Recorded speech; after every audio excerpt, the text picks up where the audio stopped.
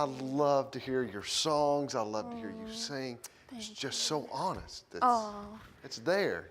Well, God is so present, and He's been so there. I can't help but sing and tell my God stories, you know.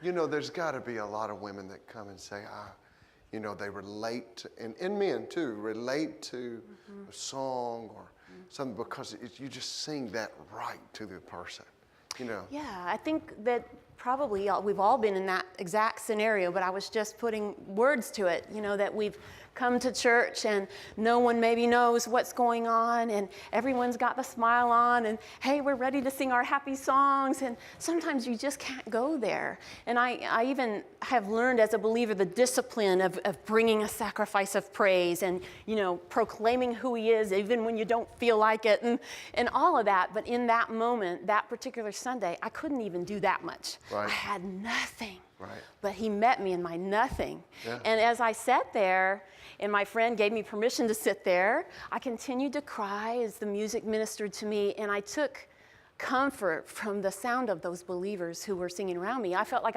my faith was so weak, but theirs felt strong, you know, and I felt like I could sort of lean into their faith for that hour. And by the end of it, I felt comforted. I felt like I had met with the Lord and was pleased to be able to record that song on this latest project. So. Isn't it awesome too, though, you know, in the church world, as we know, you know, sometimes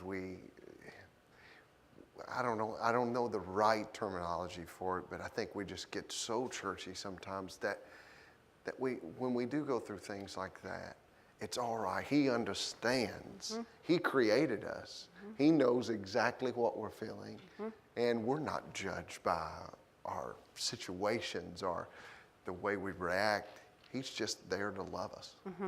And that is so refreshing. Yeah, and for us especially in a hurting to feel moment. like, you know, for me to feel in my home church that I didn't have the pressure to stand up and put on a face, that I could just be in my heap of tears. I mean, that was a freedom that I had the permission to do that, and I hope that's true for everyone, that that you can be real, you know, from time to time. You don't have to put on, I've got it all together, and, you know, we just believe in Jesus. Isn't God good? You know, Cloud 19 all the time. He's always good, but sometimes you just need to boo-hoo, you know? Exactly. So, and that's what I yeah. love about your writing. You've got, you know, you've got the happy songs, but you also got the real, I don't know what you would call it, just the real bones of life, you know, the bare bones of life. My dad writes like that too. He wrote a song called Sometimes I Cry, which is kind of has that same life stuff, you know, and we need that. Thank you for being that gal. Yeah, I'm glad that God could bring some fruit from it. You know, it was one of the hardest little seasons, and to see Him now use that song to minister to others, it just makes it all worthwhile, you know. So you've been out on the road and singing, and tell us a little bit about what's going on with you, Cheri.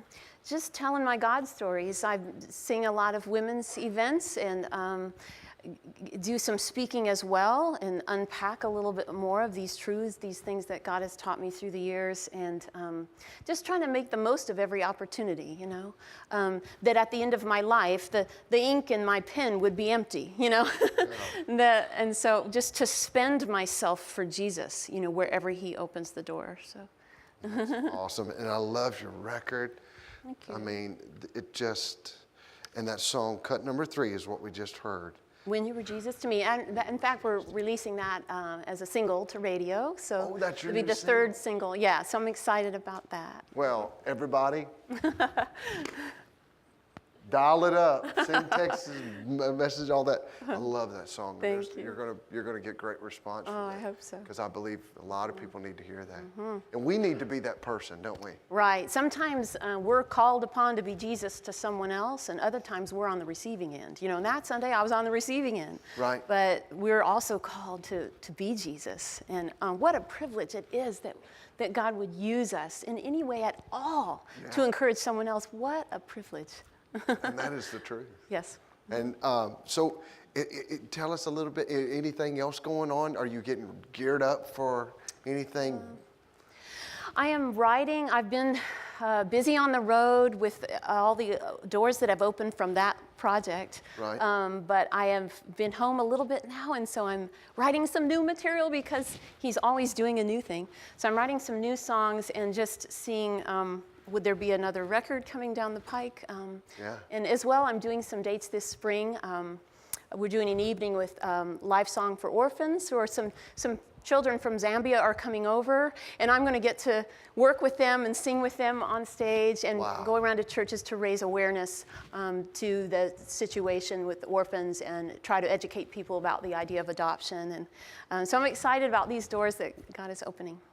God is just using you in such great ways. I love it. I love it. Love it. I love your heart. I love the way you write. I love the way you present yourself. You just, so kind. no, it's the truth. We're just very blessed that, you're one of God's favorite gals. Hey, I am just lucky to be breathing his air. That's the way I feel. I mean, he's been so good to me. I'm like, I want to give him something back, So. What's another song you're going to do for us on this new record? Next one, I'm going to do Hello God. Hello, God? Yeah. Yeah? It's just a vertical Hello God. Where did that come from?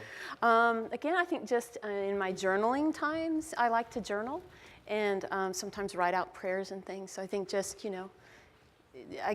I'm often inspired in the sad times, which would make me seem, maybe, I don't know, Eeyore or No. I'm really more of a Tigger,